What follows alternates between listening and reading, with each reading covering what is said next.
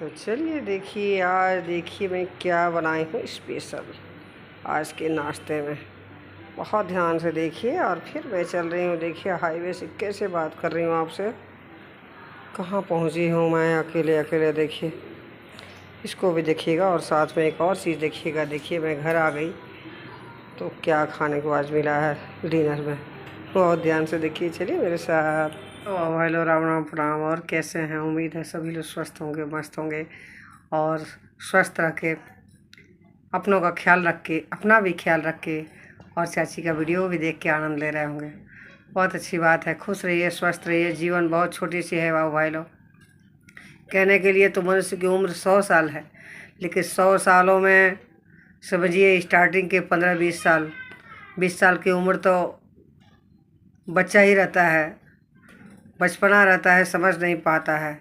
20-25 के बाद, या सच कहिए तो बच्चे की जब शादी होती है उसके पहले तो लड़कपन ही होता है, बच्चे में चोटी कम आती है। लेकिन जब शादी हो जाती है तो बच्चा थोड़ा सा सीरियस हो जाता है लाइफ के प्रति, और थोड़ी थोड़ी समझदारी उसमें आने लगती है, पेशेंस आने लगता है।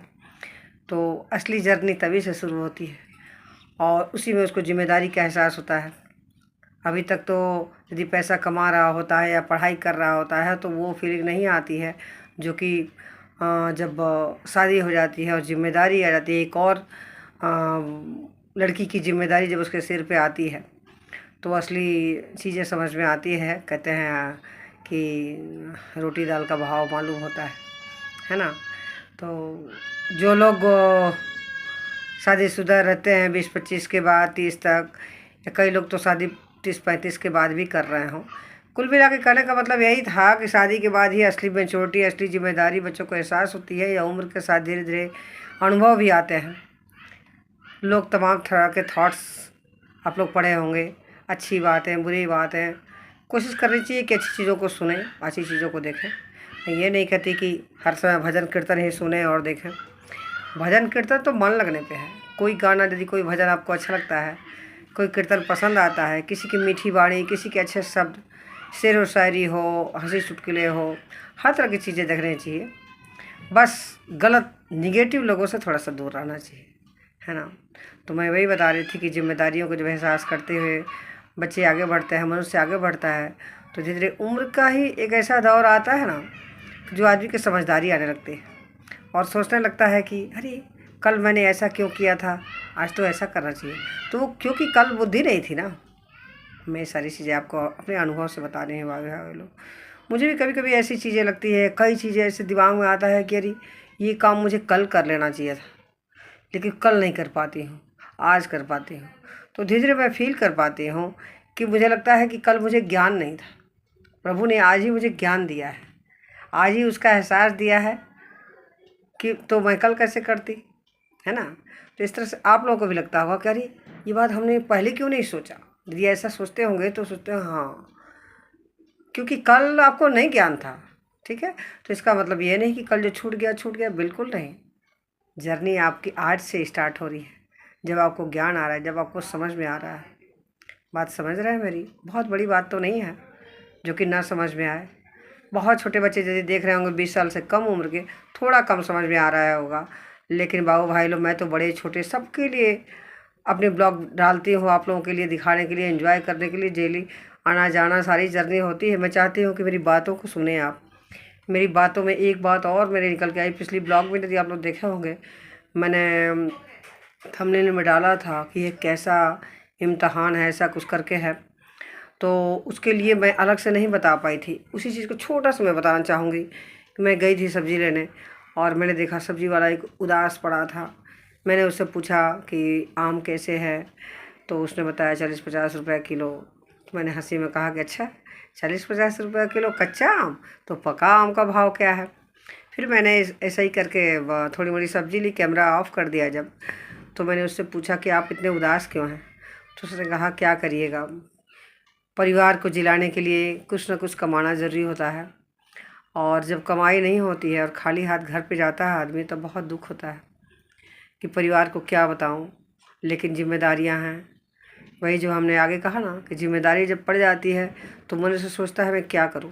परिवार यह नहीं सोचता है कि गए थे तो कमाने के लिए, लेकिन नहीं मिला तो क्या करें। परिवार तो ये सोचता है कि खर्चे हैं हमारे तो क्या करें, इसमें परिवार का भी कोई दोष नहीं होता है। लेकिन अब जो कमाने वाला है उसका भी दोष कहाँ कहा जाए। तो इसका मतलब ये नहीं कि दोनों लोग की गलती है और दोनों की नहीं भी गलती है। एक तरह से ऐसा सोचा जाए तो दोनों की गलती ये है कि वो कमाया क्यों नहीं, और कमाया नहीं तो ये मांगी क्यों। परिवार वाले खोज क्यों ना है, मुझे कपड़े चाहिए, मुझे खाना चाहिए, मुझे जो भी चीज़ें चाहिए, ज़रूरत की चीज़ें, तो अगला नहीं कमा पा रहा है तो क्या करे। और दूसरा ये सोचता है कि मैं कहाँ से कमाऊँ। तो वाह हेलो, यही छोटे लोगों की, गरीब लोगों की और मीडियम लोगों का भी। मीडियम में तो मुझे लगता है कि मिडिल क्लास के लोगों की जो कमाई का एक जरिया बन जाता है वो लोग ज़्यादा उदास नहीं होते हैं। लेकिन कभी कभी लगता है कि मिडिल क्लास लोगों में भी उदासी आती है, ये जब जिसके घर में अभाव रहता है, दिक्कत रहती है। लेकिन जिस घर में पैसे की अभाव नहीं रहती है उसमें लगता है कि आधा टेंशन तो ऐसे ही खर्च हो जाता है, ख़त्म हो जाता है ना। तो उस चीज़ से निपटने के लिए मैंने एक छोटी सी सलाह दी कि आपका भी दोष नहीं है कि आपको नहीं कमा पाए तो आप उदास होके और परिवार से दूर भागे। और परिवार से मैं मिलती आपकी तो उन्हें भी समझाती कि आप उनको बर्डन मत दीजिए, है ना। लेकिन उसका उपाय आखिर क्या है? इन सब का उपाय बस छोटा सा उपाय है बाबू भाई लोग। यदि कुछ भी कहीं भी नाव आपकी डगमग होती है तो ऊपर वाले से कहिए, प्रभु से कहिए कि भगवान कहाँ हम गलत हो रहे हैं, कहाँ हम अपने कर्तव्य से भाग रहे हैं, क्यों हमारी नैया डगमगा रही है। हो सकता है आपको सोते जागते अकेले में रहें या कभी भी आपको एक ऊपर वाले का संकेत मिले कि आप इस लाइन से गड़बड़ है। यानी कहने का मतलब यदि जो सब्ज़ी महंगी मिल रही है, महंगी आप ख़रीद रहे हो तो आप तो महंगे में बेचेंगे ही। तो क्यों ना कुछ ऐसी सब्जियां लाया जाए जो लोगों को भी पसंद हो, आपका बजट कम हो, कम पैसे में ख़रीदें और अच्छी भी लगे। या कुछ ऐसी चीज़ें साइड से सब्जी के अलावा भी कुछ कर सकते हैं, है ना। तो इससे हो सकता है कि परिवार का भार थोड़ा कम हो।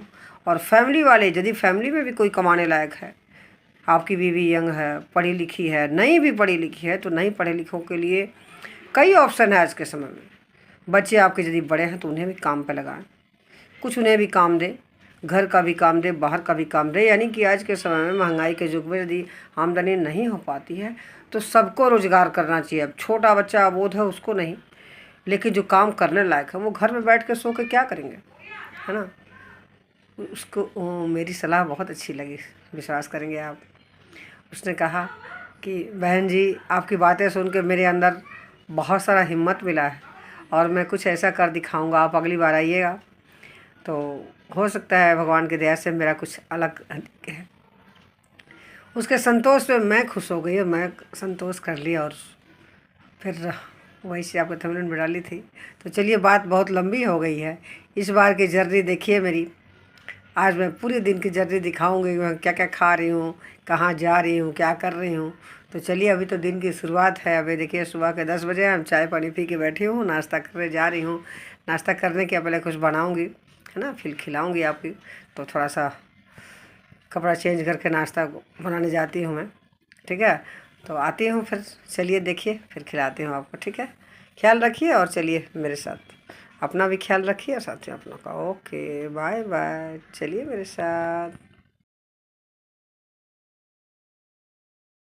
तो आज मैं बनाने जा रही हूँ नए तरह का आलू पराठा। देखिए भाई लोग, ये मैंने घोल तैयार किया है। पता है इसमें टमाटर प्याज, देखिए टमाटर प्याज और आलू का छिलका दिख रहा है ना, यही सब आलू, हरी मिर्च और थोड़ा सा चाट मसाला, नमक, हल्दी और आटा ली हूँ। आटा के साथ थोड़ा सा बेसन भी डाली हूँ। ये मैंने कल यूट्यूब पे देखा था, बहुत अच्छी रेसिपी कर रहा था कि आटा बिना गूँथे हुए आलू पराठा हम कैसे बनाएं। तो एक रेसिपी मैंने पढ़ी तो बहुत अच्छा लगा। देख रहे हैं, ऐसा घोल तैयार कर लिया है। अब इसको तवा पे बनाएंगे। और बता रहा था कि आलू पराठा एकदम सेम टू सेम बनेगा, लेकिन इतना स्वादिष्ट लगेगा। और टमाटर की चटनी के लिए बताया था, तो देखिए अलग टाइप से बताया था मैंने। हरी मिर्च ले लिए हैं, इसमें थोड़ा सा लहसुन भी डाल देंगे, और 2 टमाटर पका कर रखे हैं। देखिए अभी छिलका उतारेंगे और इसकी चटनी बनाएंगे और फिर दिखाएंगे आपको। तो चलिए बनाते हैं बिना देर के, फिर आपको दिखाते हैं, ठीक है। तो देखिए आप लोग भी सीखिएगा, हाँ। ये वीडियो देखेंगे ना तो आपको अच्छे से सीखने भी आ जाएगा और ट्राई करेंगे तो बहुत मज़ा आएगा खाने में भी, ठीक है। जैसा कि बता रहा था, मैं तो खाऊंगी तो भी बता पाऊँगी। इसमें नमक वगैरह टेस्ट डाल दीजिएगा। और बाकी जो बताया है ना, सबसे पहले आटा ले लीजिए, उसमें थोड़ा सा बेसन डाल दीजिए और उसके बाद से हरी मिर्च, थोड़ा प्याज, थोड़ा टमाटर और 3-4 ठे आलू थे छोटे छोटे, वो डाल दिए हैं। और हल्दी पाउडर, थोड़ी मिर्च पाउडर, नमक और क्या कहते हैं अजवाइन और चाट मसाला थोड़ा सा डाल देंगे तो अलग से टेस्ट आएगा, ठीक है। अब चलिए बनाते हैं। तो देखिए यहाँ तवा रख रहे हैं। आप आगे किसी जगह बनाते रहेंगे तो फिर आपको दिखाएंगे, ठीक है। बस वीडियो से बने रहिए, जाइएगा मत। चलिए देखिए। अब देखिए इधर टमाटर को मैंने छील के, देखिए जैसे छिलका दिख रहा है ना, इसमें टमाटर को छील दिए हूँ और लहसुन डाली हूँ। इसमें से थोड़ा मिर्चा था इतना ज़्यादा, थोड़े मिर्ची डाली हूँ और लगभग 8-10 कलियाँ लहसुन के डाल दी हूँ। तो अब इसको चलिए मिक्सी में पीसते हैं। यहाँ देखिए मिक्सी है, उसी में पीसेंगे और फिर उसके बाद से फिर दिखाते हैं चटनी आपको। तो देखिए अब चटनी पीस दिए हैं। थोड़ी देर में नमक डाल के सब गाढ़ी लगेगी तो टमाटर का पानी है थोड़ा, चाहे तो इसको मिला सकते हैं। तो चलिए इसको बाउल में निकालते हैं, ठीक है। तो देखिए बाउल में डाल दिए। अब देखिए जैसी गाढ़ी चटनी हो गई ना। अब इधर देखिए तवा भी गर्म हो गया। अब चलिए इसे बनाते हैं हम, ठीक है। बनाना शुरू करते हैं फिर दिखाते हैं आपको। इसमें थोड़ा सा तेल लगा के हमने ये फैला दिया चारों तरफ। अब इसको डालेंगे और इस पर डाल, देखिए तब इसको फैला दिए। अब देखिए पक रहा है, ये सब फैला दिए ना। अब इसको पकड़े दीजिए थोड़ी देर। देख रहे हैं मेरी हालत कैसी हो गई है, पूरा पसीना पसीना। तो देखिए थोड़ा पकड़े दीजिए, तब तक चलते हैं हवा में, फिर आते हूँ। अभी थोड़ा सा तेज़ आंच कर देंगे। देखिए 1000 हमने कर दिया है। थोड़ा सा तेल चारों तरफ छिड़क के, देखिए इससे चिपक रहा है ना, बर्तन से चिपक रहा है पलटे से। देखिए थोड़ा सा चिपक रहा है, इसका मतलब अभी थोड़ा सा और पकड़ने देंगे। ये हरा हरा है ना, तो अच्छा सा हो जाएगा तब पलटेंगे। देखिए छोड़ने लगा है, तवा छोड़ने लगा है। नॉन स्टिक का तवा है ना, इसलिए ज़्यादा इस पर तेल की ज़रूरत नहीं पड़ती है। वो सादा वाला तवा रहता लोहे वाला तो उसको पड़ती। देखिए उसको पलटेंगे, पलट दिए। एकदम सुंदर सा पराठा दिख रहा है ना। थोड़ा सा गोल नहीं हो पाया हमसे, टेढ़ा हो गया, कोई बात नहीं। आप लोग गोल बनाइएगा, कोशिश करिएगा बनाने की, ठीक है। चलिए अब उतरता है तो दिखाते हैं फिर, तो तब पकने दीजिए।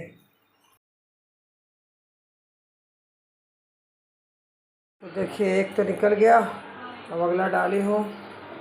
अब इसको भी पलटने वाली हूँ, ठीक है। तो इसी तरह से आप भी बना सकते हैं आलू पराठा। थोड़ा सा तेल ग्रीस कर दो, फिर आपको दिखाते हैं उसका बनाते हुए, ठीक है। देखिए पलट दिए।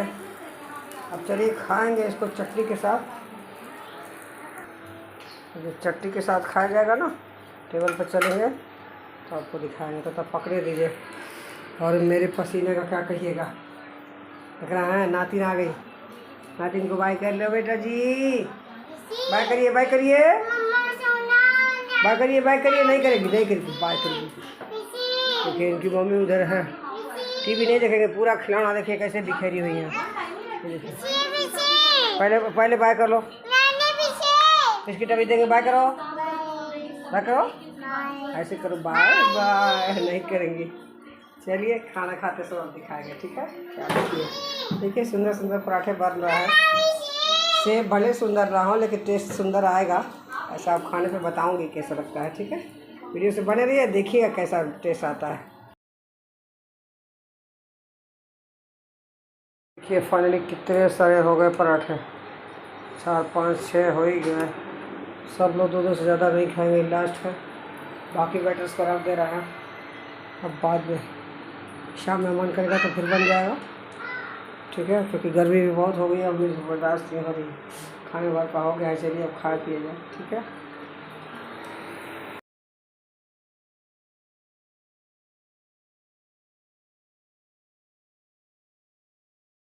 अब देखिए आ गया खाने के लिए, कैसा लग रहा है जी, टेस्ट बताओ। बहुत अच्छा, हाँ यूनिक है ना। ये देखिए बाबू का भी, बताओ बेटा कैसा है। और ये इधर मेरा है, देखिए चटनी के साथ। चटनी कैसी लग रही है? चटनी भी अच्छी है। हाँ इसके साथ आम वाली चटनी अच्छी है। आम नहीं आ रहा, बहुत टेस्टी, अच्छा है। लेकिन समय बहुत ले रहा है, इससे अच्छा जो पहले वाला पराठा था ना, आलू पराठा वैसे ही बना लेंगे।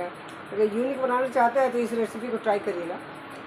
मेरा तो मन है ठंडा में थोड़ा सा ठंडा रहता है, गर्मी में बहुत पसीना है, लेकिन ठंडे में आ गए हैं, लेकिन गर्मी में बना रहे हैं। भाई मम्मी गर्मी में बनाई है। बहुत गर्मी में है, लेकिन आलू पराठा का रेसिपी यूट्यूब पर देखे थे कल, तो सोचे थे बनाए, आप लोग को खिलाए नया चीज़, ठीक है। चलिए फिर जैसे आप लोग खाइए, गर्मी का एंजॉय करिए। इसके बाद लस्सी बनेगी थोड़ी देर में, लस्सी तब जाकर ठंडा आएगा। ओके ठीक है ना, रखे ना। चलिए लस्सी पिएंगे तो देखेंगे, याद पड़ेगा तो वीडियो आपको दिखाएंगे, ठीक है। और देखिए दिन भर का क्या हो रहा है। और उधर देखिए नातिन सो रही है, देखिए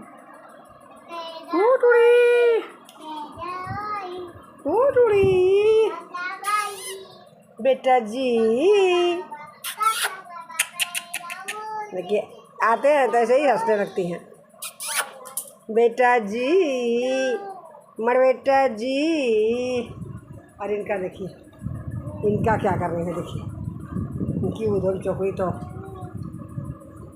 चलिए अब ज़्यादा हो गया। देखिए लस्सी नहीं बनाए, देखे कि मैंगो बहुत सारा रखा था फ्रिज में, ख़राब हो रहा था, तो इसलिए मैंगो शेक बना दिए। लस्सी का प्रोग्राम कैंसिल कर दिए दोपहर में। चलो चलो जल्दी से पियो, उठाओ उठाओ, चलो जी चलो पियो। ऐसा बना है, टेस्ट बताओ। बहुत अच्छा है। तो उठा दे लो, एक कटोरी एक्स्ट्रा ये बच गया था, तो इसीलिए इसमें लेते आए हैं। बाबू पियो, लो पियो बेटा जी, देखो तो कैसा टेस्ट है, तुमको लग रहा है। किलो मैंगो फ्रूटी, फ्रूटी है फ्रूटी, हाँ पीजिए। चलिए अब हम ही पी लेते हैं, ठीक है। चलिए पी लें क्या, अच्छा है, गर्मी में ठंडी ठंडी का एहसास, ठीक है। देखिए तो पसंद आई, बस आज का था यही, दिन भर के यही था ना। चलिए मिलते हैं फिर अगले ब्लॉग में, ख्याल रखिए। आते हैं फिर कुछ नया लेके, अच्छी बातों के साथ, अच्छी मुलाकातों के साथ, आपकी बहुत सी चीज़ें लाइक कमेंट देखने के लिए, ठीक है। ख्याल रखिए अपना भी और साथ में अपना। कहीं बाय। सब रात्रि नहीं है, अभी रात्रि में समय है 6 बज रहा है, और देखिए बाहर कितना है, शाम को 6 बज गया है, देखिए कितना उजाला है, लग रहा है दोपहर ही है अभी ना। धूप देखिए कितना ज़्यादा है, ठीक है। चलिए ख्याल रखिए, आते हैं। जय माता दी, प्रेम से बोलिए जय माता दी। देखिए पूजा के पास आई, जय